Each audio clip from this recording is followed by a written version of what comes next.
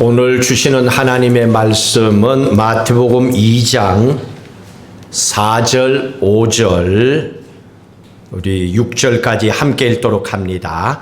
왕이 모든 대제사장과 백성의 서기관들을 모아 그리스도가 어디서 나겠느냐 물으니 이르되 유대 베들레헴이오니 이는 선지자로 이렇게 기록된 바 또 유대 땅 베들레헴아 너는 유대 고을 중에서 가장 작지 아니하도다. 내게서 한 다스리는 자가 나와서 내 백성 이스라엘의 목자가 되리라 하였음이니라. 아멘. 예수님께서 지금의 팔레스타인의 한 작은 시골 마을에서 태어나셨다는 말입니다. 지금 전쟁이 일어나고 있는 그 지역입니다. 자, 오늘 이 말씀 가운데서 우리가 한 가지 생각해야 되는 것은 결론적으로 우리는 동방 박사와 같은 그 길을 걸어갈 것인지 아니면 헤롯 왕과 같은 길을 걸어갈 것인지 우리는 한 가지를 선택해야 됩니다. 그걸 생각해 보셔야 됩니다. 오늘 본문, 오늘 2장 1절 2절의 말씀을 한번 읽어볼까요? 1절 2절 같이 읽습니다. 헤롯 왕 때에 예수께서 유대 베들레헴에서 나심에 동방으로부터 박사들이 예루살렘에 이르러 말하되 유대인의 왕으로 나시니가 어디 계시냐? 우리가 동방에서 그의 별을 보고 그에게 경배하러 왔노라 라고 기록하고 있습니다. 헤롯 왕 때에 동방에서 별을 관찰하던 박사들입니다. 이 사람들이 유대 땅으로 경배하기 위해서 왔다는 얘기입니다. 동방이라고 하는 것은 아나톨레라고 하는 단어를 쓰는데 해가 뜨는 곳 그런 뜻입니다. 그 당시에는 메소포타미아 바벨론 지역을 얘기합니다. 동방의 박사들은 우리가 아는 대로 이방인들이에요. 이 사람들은 유대인이 아니에요. 예수 믿는 사람들이 아닙니다. 별을 관찰하고 있는 점성술사입니다. 요즘 같으면 점치는 사람 비슷하게 별을 보고 모든 것을 하는 사람들입니다. 그런데 이 사람들이 오늘은 유독히 다른 날과 다른 어떤 별을 보게 된 겁니다. 이 별을 보고 그 별을 따라서 낙타를 타고 온 겁니다. 경배하기 위해서 왔습니다. 여기에서 경배라고 하는 이 단어를 잘 보셔야 됩니다. 2절 끝에 보면 경배하러 왔다 그랬습니다. 이 말은 헬라어로 프로스퀴네오라고 하는 뜻을 갖고 있습니다. 프로스퀴네오 이거는 어떤 신적인 존재에게 엎드려 예배한다 그겁니다. 어떤 신적인 존재에게 와서 예배하기 위해서 경배하기 위해서 이 동방에서 박사들이 왔다는 얘기입니다. 그러면 이 사람들은 분명히 왕을 만나야 되는 거죠. 그게 목표입니다. 이유는 경배를 하기 위해서 왔으니까. 그런데 여기서 이상한 게 있습니다.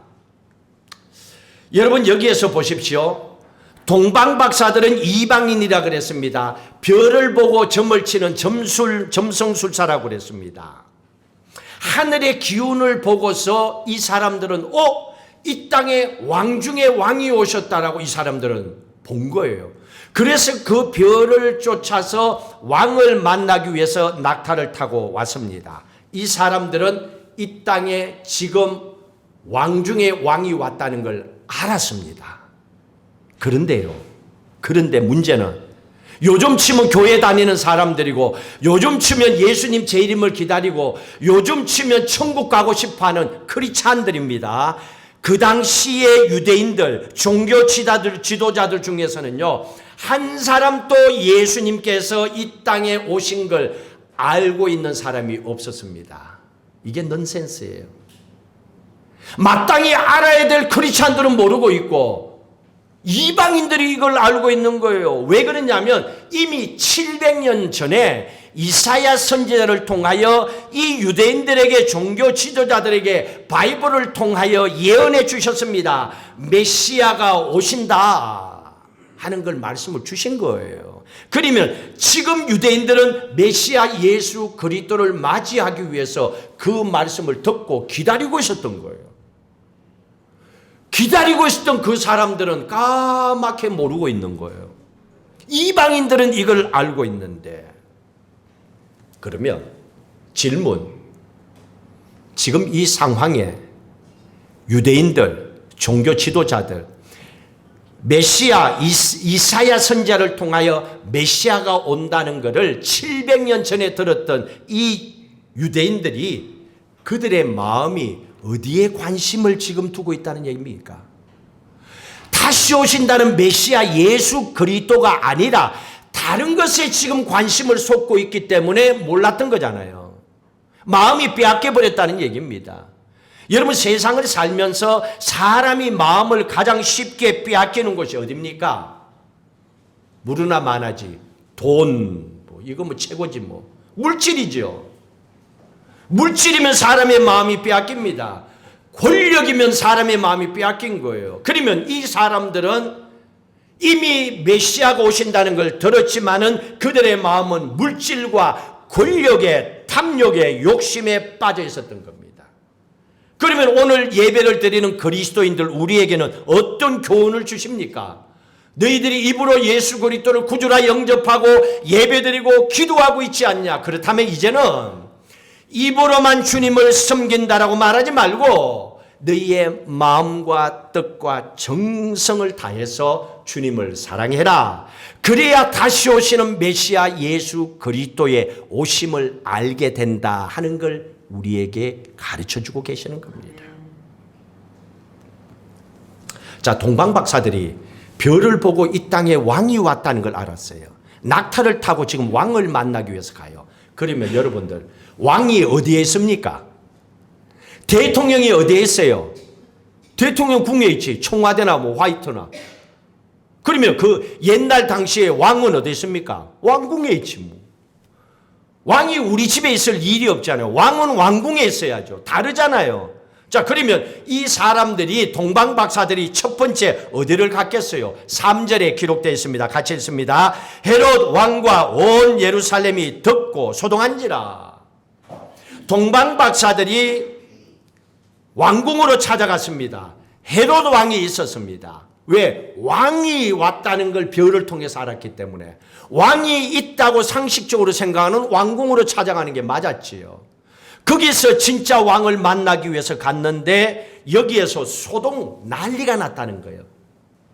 난리가 났는데 두 그룹이 난리가 났어. 하나는 헤롯 왕이 난리가 났고 하나는 거기에 있는 예루살렘에 있는 백성들이 난리가 났어요. 그런데 이 두 그룹의 소동, 난리가 난 게 달라요. 목적이 다릅니다. 여기서 여러분들이 보셔야 되는 게요, 예루살렘 백성들이 소동한 것은 조금 전에 말씀드렸잖아요. 메시아가 오신다는 걸 이미 구약의 선지자들을 통해서 들었던 거예요, 이 사람들은. 그러니까 이 예루살렘 백성들은 메시아를 기다리고 있는 마음이 있었던 거예요. 그 마음을 가지고 혹시 메시아가 오지 않을까 하고 그 마음으로 지금 소동하고 있습니다. 메시아를 기다리는 마음으로. 그런데 내가 지금은 로마의 압제를 받고 있잖아요. 노예 생활을 하고 있잖아요. 노예 생활을 하는 사람들의 소원은 자유를 얻는 거잖아요. 그러면 내 힘으로는 안 되잖아요. 그러면 누군가가 와야 되는데 그분이 메시아라고 생각한 거예요. 메시아가 오면 로마를 무너뜨리고 우리를 자유로 해서 고향 땅에서 자유롭게 살게 해줄 거다. 이렇게 생각했던 거예요. 그러니까 이 예루살렘에 사는 이스라엘 백성들이 소동한 이유는 충분히 알 수가 있습니다. 그런데 헤롯 왕이 소동했다는 건 좀 이해가 안 돼. 헤롯 이방 이 사람 왕하고 예수님 오시는 거하고 무슨 상관이 있어요? 근데 이 사람이 소동을 냈다고 합니다. 왜냐하면 사람이요, 자기가 지금 앉아있는 자리가 불안하면 마음이 속이 시끄러워요. 돈을 좀 벌었는데도 요게 안정되지 못해. 언젠가 요 돈이 빠져나갈 것 같아. 불안해. 사업을 했는데 지금 돈을 조금 벌어놨는데 이 사업이 오래 못 갈 것 같아. 불안해. 이해가 되겠지요? 불안한 이유는 요게 불안정해. 요게 죽을 때까지 안 갈 것 같아. 그러면 불안한 거예요. 헤롯 왕이 그래서 불안했던 겁니다. 헤롯 왕은요, 에돔 사람입니다. 에돔 사람을 알기 위해서는 족보를 쭉 올라가 봐야 돼. 에돔의 뿌리를 올라가면 이삭을 만나게 됩니다. 이삭을 만나게 되면 이삭의 두 아들이 누굽니까? 에서와 야곱입니다. 에서는 장자였지만은, 혈통상 장자였지만은 그는 장자권을 파축한 것에게 팔아버렸던 사람입니다. 야곱은 장자권을 가졌던 사람입니다. 이 에서는요, 화가 난 거예요. 장자권도 빼앗겼고 축복도 못 받았고, 그러니까 이 야곱과 함께 사는 것이 싫지요.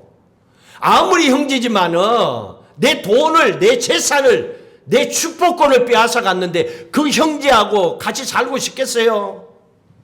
안 그래도 한 번만 싸우기만 해도 형제들 꼴 보기 싫은데 싸운 거 플러스 내 재산까지도 가져갔다니까요. 그러니까 에서가 생각할 때 화가 나죠. 야곱의 장막에서 같이 살고 싶은 마음이 없는 겁니다. 그래서 스스로 뛰쳐나옵니다. 남쪽의 세일산 지역으로 가서 텐트를 칩니다. 거기에서 큰 민족을 이루었습니다. 그게 에돔 족속이에요. 이 에돔 족속의 후손이 지금 헤롯 왕입니다. 근데 이 에돔 족속에겐요, 한 가지 문제가 있었어요.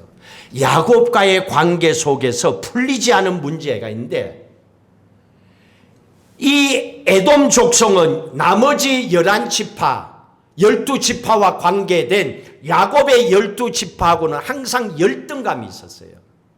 그게 있잖아요. 사람 대접 못 받는다는 것 때문에 스스로 자존심이 상한 겁니다.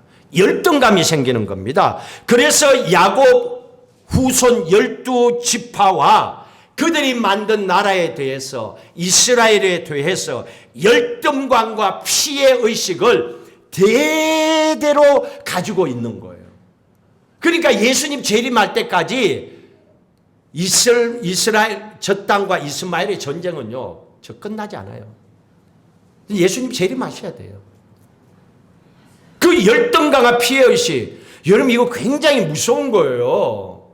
우리가 생각할 때는 뭐 상처 있고 좀 그랬다. 아니, 그러면 어때? 좀 이해하는 상황이 아니라니까요. 죽여야 돼요. 없어져야 돼, 내 눈앞에서. 나에게 열등감과 피해를 주는 사람은.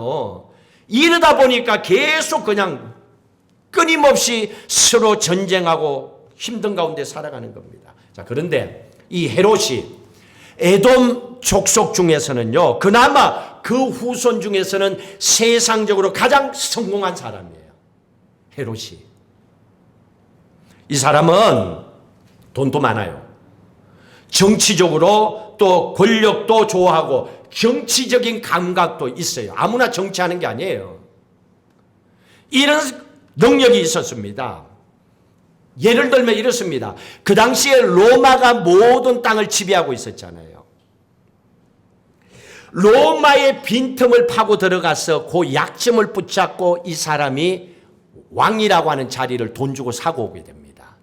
아무나 이거 사올 수 있는 건 아니에요. 돈 있다고 되는 게 아니에요. 로마는요, 그 당시에 거대한 제국을 이루고 있었습니다. 가는 곳마다 전쟁에서 땅을 차지했잖아요. 그러니까 로마가 다스리는 땅이 너무 많아져서 전쟁에서 얻은 땅이. 그런데 땅을 전쟁에서 많이 얻었는데 문제는 이 땅을 어떻게 다스려? 로마 군대를 다 보내서 다스리기는 버겁잖아요. 자기들도 군대가 한계가 있잖아요. 어떻게 저 넓은까지 여기에서 하와이까지 보내가지고 그 땅을 어떻게 다스려요? 힘들죠. 로마에게도 이런 어려운 점이 있었습니다. 직접 통치하는 게 버거웠던 거예요. 근데 딱 정치적으로 아주 뛰어난 감각을 가진 헤롯이 볼 때, 야, 저게 틈이다. 저것만 삐집고 들어가면 해결할 수 있고 왕자리 하나 얻을 수 있겠다라고 생각하는 겁니다. 그래서 로마를 찾아가서 협상합니다. 이렇게, 내가 지금 이 팔레스타인 이 땅에서 백성들로부터 세금을 많이 걷어가지고 당신에게, 로마 왕에게 줄 테니까 나에게 팔레스타인의 왕의 자리를 주시오 하고 거래를 한 거예요. 지금 로마가 생각할 때는 세금을 많이 걷어줘? 그 노예 백성들을 계속 다스려? 그것도 군대를 많이 안 보내도 돼? 그냥 관리하는 총리 조금만 군대만 보내도 돼요. 그 관리만 하면 돼요. 하겠어요, 안 하겠어요? 하지. 그것 때문에 전쟁한대. 땅을 빼앗고 세금을 많이 거두기 위해서 전쟁하고 땅을 차지하잖아요. 전쟁의 목적이 그거잖아요. 근데 이 둘 다를 어질 수 있는 거예요. 그러니 팔레스타인의 왕이 네가 돼가지고 네가 뭐 세금을 뭐 10,000불을 걷어갖고 나한테 약속대로 7,000불 주고 3,000불 네가 먹든 말든 상관없는 거야. 왜? 나한테 약속한 거를 난 받으면 되니까. 네가 더 먹든 말든 상관없는 거예요. 이래가지고 헤롯이 그 옛날의 팔레스타인, 옛날의 가나안 땅이죠. 지금의 팔레스타인. 그 땅의 통치권을 돈 주고 사게 됩니다. 그래서 왕이 되었습니다. 로마는 손해보는 장사가 아니었습니다. 그냥 조금의 군대와 총리만 파송하면 됩니다. 이게 헤롯과 로마가 결탁해서 얻었던 거예요. 자, 그런데 얼마나 고생하며 왕의 자리를 얻었어요. 돈도 들어갔잖아요. 그리고 머리도 아마 머리 깨질 정도로 머리 돌렸을 거야. 막 이렇게 안 되면 이렇게 할까 그러고 막 머리도 많이 빠졌을 거야. 고민한다고. 그래갖고 목숨 걸고 팔레스타인의 왕권을 가져왔단 말이에요. 그리고 왕은 나야. 왕은 둘이 있으면 안 되잖아요. 혼자야. 그런데 자기가 왕인데 왕이 되는 이유가 뭐냐면 뿌린 돈이 있으니까 거둬야지. 그렇잖아요. 100만 불을 왕을 되기 위해서 투자해서 200만 불, 300만 불, 500만 불 정도는 거둬야 왕의 자리를 놨지. 본전하려고 왕하는 사람 없단 말이에요. 자, 그러면 이런 상황 속에서 자기는 애써서 왕이 된대. 아니, 갑자기 동방박사들이 와서 왕이 나셨대. 이게요, 우리처럼 크리스찬들이 예수 그리스도를 기다릴 때 예수님이 오셔서 듣는가 하고 돈 주고 왕의 자리를 써서 이제 뭐 좀 왕 노릇하고 세금 좀 걷어서 이제 먹고 살라고 폼 잡고 있는 헤롯에게 하고 이게 다르다니까요. 다르게 들린다니까요. 그러니까 이 헤롯이 이 얘기를 딱 듣고 나니까 견딜 수가 없는 거야. 아직까지 본전도 못 건졌는데 뭐 왕이 났어? 그럼 이게 어떻게 돼? 내가 거지 될 수도 있는데 여기에 왕 되려고 다 올인했는데 여기서 우리가 알 수 있습니다. 예루살렘 백성들은 메시아 예수 그리스도가 오심을 만나기 위해서 소동했어요. 그러나 헤롯 왕은요 메시아를 죽이기 위해서 소동한 거예요. 어떻게 하면 죽이지? 이거 위해서 시끄러웠던 겁니다. 포커스가 다릅니다. 그래서 어떻게 합니까? 헤롯은 자기의 권력을 지키기 위해서 메시아가 왔다 있다 어디냐 물었잖아요 오늘. 그러니까 유대 베들레헴이라고 그랬잖아요 5절에. 어디냐 물으니까 유대 베들레헴이래. 그러니까 유대 베들레헴 메시아가 있다라고 추정되는 그곳에 사람과 군대를 보내는 거예요. 그리고 2살 아래에 지금 딱 세계 보면 알잖아요. 2살 아래의 사내 아이들을 전부 다 닥치는 대로 학살한 거예요. 이거는 학살입니다. 이유 없이 죽여버렸으니까. 학살을 한 겁니다. 왜? 2장 16절의 말씀해 보십시오. 이것 때문입니다. 2장 16절 같이 읽습니다. 이에 헤롯이 박사들에게 속은 줄 알고 심히 노하여 사람을 보내어 베들레헴과 그 모든 지경 안에 있는 사내 아이를 박사들에게 자세히 알아본 그때를 기준으로 하여 2살부터 그 아래로 다 죽이더라. 학살한 겁니다. 왜? 자기의 권력을 지키기 위해서. 권력에 눈이 멀고 돈에 눈이 멀어가지고 영아들을 그 어린아이들을 학살한 사람이 헤롯이었습니다. 그걸 보고 그냥 눈 감았던 그 시대가 그 당시에 로마였습니다. 그런데 이방인이었지만은 동방박사들, 이 점술가들은요, 그래도 그나마 훌륭한 점이 있습니다. 그들이 상식적으로 생각할 때는 왕이 왔다고 해서 왕궁으로 찾아간 거예요. 근데 헤롯 왕궁에 가서 찾아보니까 왕궁은 화려해. 근데 모든 사람들이 권력에 돈에 찌달려 가지고 돈밖에 몰라. 권력밖에 몰라. 뒷돈 써가지고 막 보니까 이게 아니야. 이게 진짜 이 땅에 오실 메시아 왕이 아닌 거예요. 그런 모습을 가진 돈 주고 왕권을 사서 그걸 끝까지 지키려고 몸부림치는 헤롯 왕만 보았던 겁니다. 그래서 박사들이 생각합니다. 아, 이거는 아니야. 스스로 깨닫습니다. 이런 곳에 이런 메시아가 오는 게 아니지 하고 박사들은 그 별을 보고 다시 별을 따라갑니다. 낙타를 타고 다시 길을 났습니다. 여러분, 오늘 그리스도인들도 그렇습니다. 하나님의 말씀을 듣고 예배 가운데 이렇게 하면 안 되지 하고 깨달았으면 즉시 돌아서는 거, 그게 믿음의 사람이에요. 계속 머무르거리고 거기에 변명과 이유를 달고 이래서 저래서 그러면 죽을 때까지 회개는 안 돼요. 회개는 그걸 깨달았을 때 돌아서서 내가 가야 될 그 삶을 향하여 걸어가야 돼요. 방향을 바꿔야 돼요. 동방박사들은 이방인인데도 이렇게 하잖아요. 그곳을 찾아가잖아요. 별이 도착한 곳은 아주 허름한 마구간이었어요. 생각과는 다른 곳이었어. 말이 안 되잖아요. 11절에 2장 11절의 말씀에 한번 보십시오. 2장 11절 같이 읽습니다. 집에 들어가 아기와 그의 어머니 마리아가 함께 있는 것을 보고 엎드려 아기께 경배하고 보비압을 열어 황금과 유향과 몰약을 예물로 드리니라. 여기서는 집에 들어가 그랬잖아요. 집이 아니에요. 누가복음 2장 7절에 보면 여관에 붙어있는 소를 키우는 마구간이에요. 달리 표현해서 그 집 마구간을 얘기하는 겁니다. 말의 밥통입니다. 예수님이 태어나신 곳이죠. 박사들이 여기에 가보니까 이게 웬걸? 왕궁도 아니야. 마구간이라니까요. 뭐 소똥, 뭐 말똥 냄새 나는 거 마구간이었습니다. 그러니 환경적으로 봐서는 이건 아니야 하고 실망할 수가 있잖아요. 여러분, 사람들이 외모를 보고 사람들이 실망할 수도 있죠.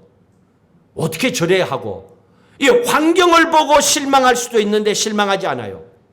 왕으로 오셨다고 하는 어린 양 예수 그리스도를 보는데 그 초라한 모습을 보고도 실망하지 않습니다.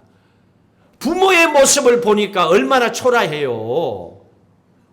그런데도 실망하지 않습니다. 눈에 보인 것을 가지고 실망하지 않습니다. 왜? 이미 화려한 헤롯 왕궁에 갔다 왔잖아요.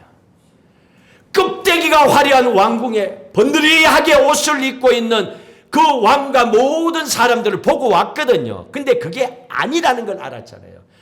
이거는 건물로 평가할 게 아니야. 옷으로 평가할 게 아니야.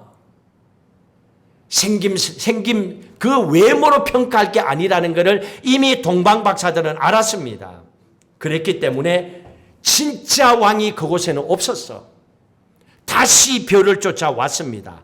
마구간이지만은 연약한 한 어린 아이지만은 부모의 모습도 초라하지만은 또한 그 환경도 말구유였지만은 이 동방 박사들에게는 아무런 문제가 되지 않습니다. 그저 이 마구간에 태어난 어린 양 예수 그리스도가 왕 중의 왕이시라는 걸 깨닫고 박사들은 그들이 준비해온 가장 귀한 예물 황금, 유향, 몰약을 아기 예수님께 드리고 있잖아요. 얼마나 귀합니까? 마땅히 이 값진 것을 투자할 수 있지요. 동방 박사들과 헤롯의 가장 결정적인 차이점을 결론적으로 지어봅시다. 뭐가 다른지. 둘 다 이방인데도 달라요. 그렇다면 여기서 우리는 최소한 예수 믿고 구원받은 하나님의 자녀라면, 천국에 대한 소망을 갖고 있다면, 예수 믿고 구원받았다고 한다면 최소한 헤롯보다는, 동방박사보다는 좀 더 나아야 되잖아요. 그런데 오늘 여기서 우리는 헤롯과 동방박사만 한번 봅시다. 그리고 거기서 우리가 어떻게 해야 되는지 여러분들이 결단을 내리면 돼요. 헤롯은요, 모든 것을 움켜쥐는 사람이에요. 돈 주고 왕의 자리도 돈 주고 움켜쥐고 내게 돼야 돼. 전부 내가 해야 돼.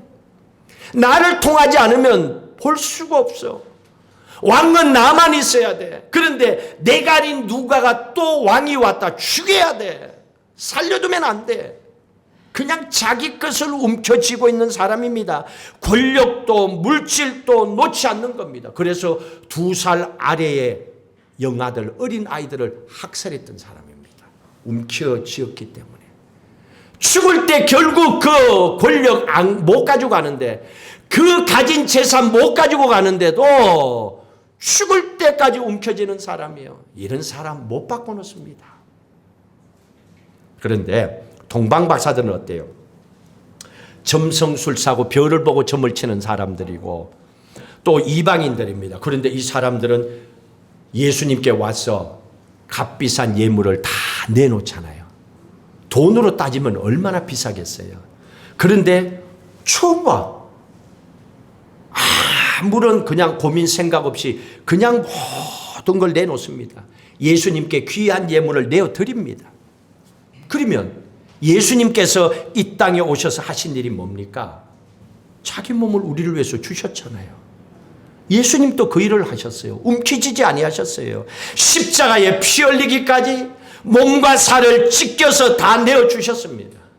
심지어는 빈들에서 말씀을 듣고 배고파하는 수많은 사람들을 향하여 오병이의 기적을 베풀어 남자면 5,000명, 아이, 어른, 노인 치하면 2만 명이 넘는 사람들에게 다 나누어 주셨던 분입니다. 하나도 자기의 것을 가지질 않았어요. 다 나누어 주셨어요. 그러니까 예수님을 보면 돈 되는 사람이 아니야. 예수님은 돈이 안 돼. 그러니까 돈 벌려면 예수님께 붙어 있으면 안 돼. 부동산 하는 사람들에게 붙어야 돼. 돈이 안 되잖아요. 다 나눠주니까. 아무리 봐도 뭐 될 게 없어. 그런데 예수님이 와서 돈 좀 줘봐요. 근데 돈 줄 때 있어요. 여러분들이 필요하면. 근데 그게 목적이 되면 안 돼. 예수님은 모든 걸 주어주니까 예를 들어서 우리에게 주시면 이걸 어떻게 쓰겠다. 주님을 위해서 쓰겠다. 그러면 이쁘니까 주지요. 자기의 손을 펴서 이 동방박사는 예수님께 경배했다는 거예요. 이겁니다. 예수님께 예배드리는 이 박사들. 자, 이들을 보고서 어떻게 하십니까? 오늘 12절의 말씀에 보시니까요. 동방박사가 16절에 조금 전에 읽었잖아요. 헤롯이 박사들이 속였다는 걸 알았잖아요. 그러면 박사들이 헤롯 왕이 있는 곳으로 가면 죽어요. 죽습니다. 그런데 그 앞에 하나님께서 이걸 보시고 이 동방박사들을 살려줘요. 성령 하나님을 통하여 말씀하십니다. 12절 같이 읽습니다. 그들은 꿈에 헤롯에게로 돌아가지 말라 지시함을 받아 다른 길로 고국에 돌아가니라. 성령 하나님께서 헤롯에게 가지 마라. 죽는다. 하고 살려주셨습니다. 근데 여기서 여러분 보셔야 됩니다. 동방박사가요. 헤롯이 있는 궁전에서 나올 때 헤롯이 했던 얘기가 있습니다. 박사들의 뒤통수에 대고 했던 말이 있습니다. 8절입니다. 8절 한번 볼까요? 8절 읽습니다. 베들레헴으로 보내며 이르되 가서 아기에 대하여 자세히 알아보고 찾거든 내게 고하여 나도 가서 그에게 경배하게 하라. 헤롯이 했던 말입니다. 헤롯 왕을 떠나는 동방박사들에게 헤롯이 나도 가서 찾으면 얘기해주면 거기에서 경배하겠다. 진짜요? 거짓말이에요? 거짓말. 찾으면 죽이려고. 거짓말이거든요.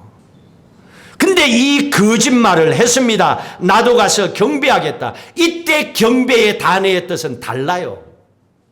죽이겠다는 거고 동방박사들은 진짜 엎드리겠다는 얘기입니다. 성령 하나님께서 이 박사들에게 이런 거짓말하는 헤롯에게 가면 너희들 죽는다는 걸 알아요. 그래서 그 길로 가지 말고 다른 길로 가게 하셨습니다. 자, 그렇다면 이방인들에게 별을 보는 점성술사들에게 성령 하나님을 통하여 말씀해 주셨다면 하나님의 자녀인 우리들에게 하나님 말씀 안 하시겠어요? 하나님 2024년 어떻게 살아요? 어떻게 할까요? 그거 말씀 안 하시겠어요? 걱정할 필요가 뭐 있어요? 동방박사들에게 이렇게 말씀하시고 가야 할 길을 말씀해 주셨다면 우리가 2024년을 살아갈 때에 악한 자가 있는 그곳을 이미 먼저 피해 가도록 하나님 길을 열어 주실 겁니다. 이미 알고 계시기 때문에, 그리고 힘들고 어려운 상황이 있다면 그걸 뛰어넘을 수 있는 길과 방법도 열어 주실 겁니다. 하나님은 그런 분이에요. 왜? 동방박사보다는 하나님의 자녀인 우리를 더 사랑하시잖아요.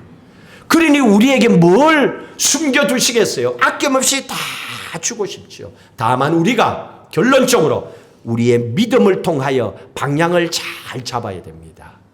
동방박사처럼 예수 그리스도를 향하여 방향을 잡고 하나님이 원하시는 길을 걸어가는 겁니다. 그 길을 걸어가는 그때에 여러분들의 삶과 기도를 보시고 하나님은 축복하십니다.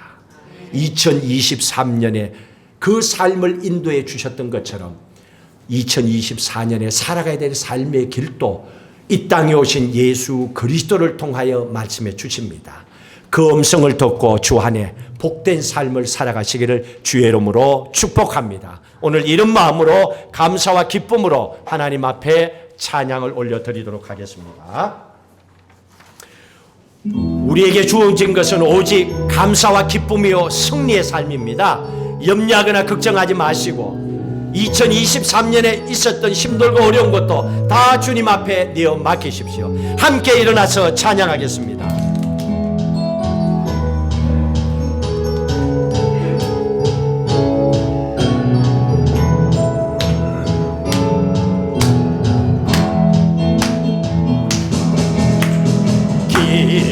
기뻐하며 승리의 노래 부르니 그 백성 주가 회복시키신대 그 사랑으로 억눌렸던 자 모아 칭찬과 명성 얻게 하시네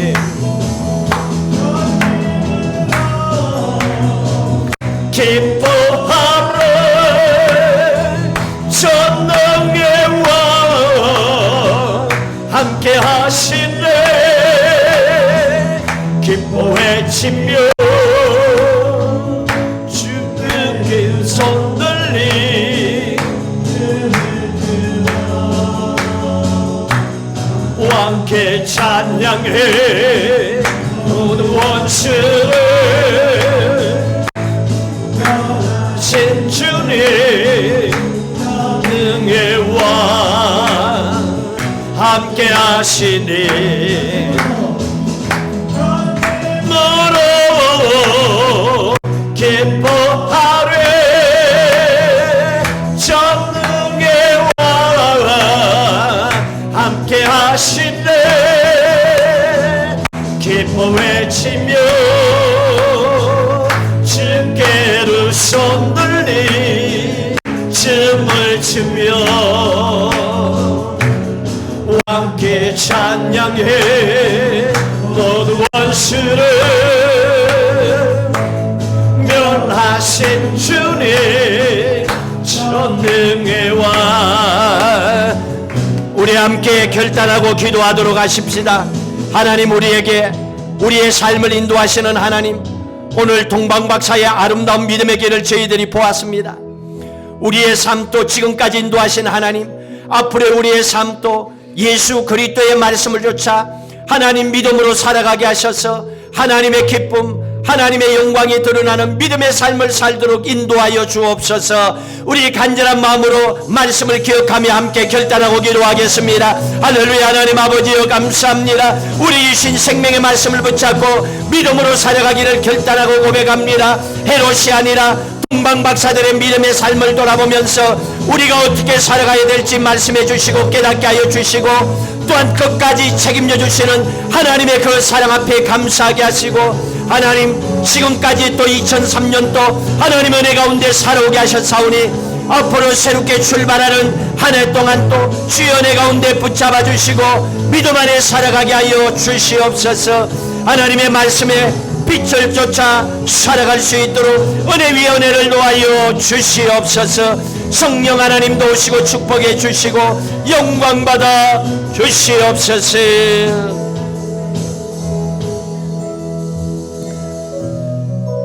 예수 그리스도를 믿음으로 구원받은 하나님의 딸, 하나님의 아들 우리는 염려와 걱정을 내려놓고 십자가의 승리와 기쁨을 누릴 믿음의 자격이 있는 줄로 믿습니다. 하나님의 자녀가 되었기 때문입니다. 더 이상 염려와 두려움 앞에 흔들리지 않게 하시고 앞으로 어떻게 살아가야 될까 염려하지 말게 하시고 십자가의 구원의 은총과 십자가의 능력의 손 꽉 붙잡게 하여 주시고 동방박사의 그 길을 인도하시고 축복해 주셨다면 마땅히 하나님의 자녀 우리의 삶을 이끌어 주실 줄로 믿습니다. 우리도 움켜잡는 것만이 아니라 흘려보낼 수 있는 넉넉한 십자가의 마음을 품고 살아가게 하여 주시옵소서. 하나님 권력 앞에 물질 앞에 흔들리지 않게 하여 주시고 승리하게 하여 주옵소서. 무릎 꿇고 경배하고 기도하게 하여 주옵소서. 마지막 주님 만나는 그때에는 마땅히 하나님 품에 기쁨으로 안길 수 있는 하나님의 자녀들 되게 하여 주시옵소서.